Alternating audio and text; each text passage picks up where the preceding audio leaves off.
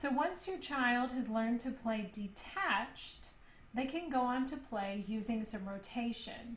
And this means that they can now play legato, which is very nice. So in the order that we always teach is up and down, and that's the hammer, then forwards and backwards towards the fall board, away from the fall board, that's the inchworm. And then the third way is rotation, which is side to side. And then after that, we have a combination of these gestures that move in circles or in bigger shapes, either up or down. So here's lightly row now using rotation.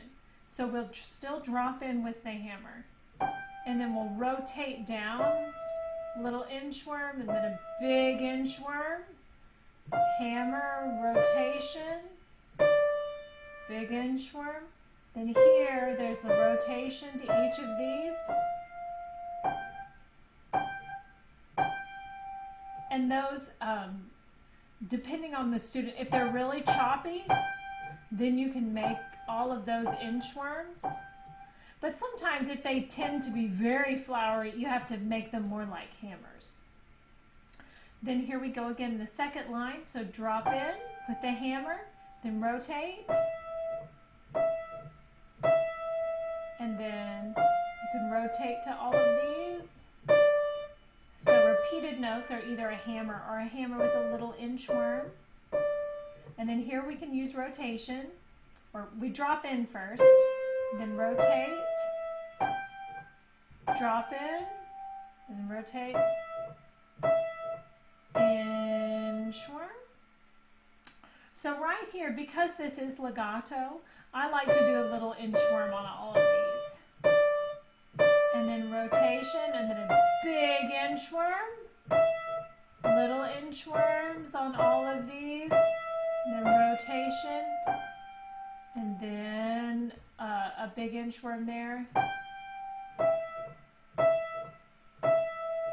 We've had all this before. We rotate down, and then rotate like this.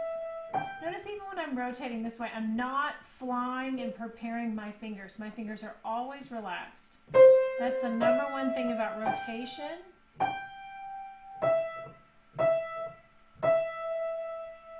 Good. Now, when your child has rotated like that, and they're very comfortable moving side to side, you can also do more of a wrist circle type of gesture.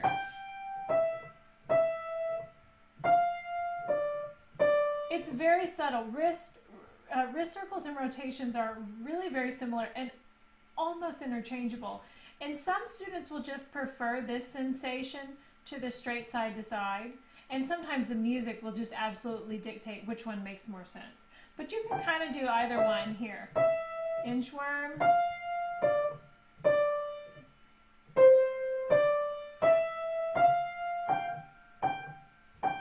Let's see, where's another place you would do this?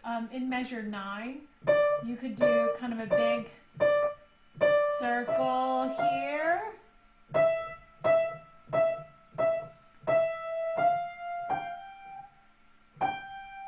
Kind of end your phrases that way. So you have a choice. It's just your rotations, whether they're more like this or with a little bit more forward motion. Some people would play that, especially if you're playing it fast. You could do that as more of one circle instead of separate rotations. But when it's slow, this is really the best way to keep it relaxed. And then, of course, a big inchworm to end. So that's lightly row legato.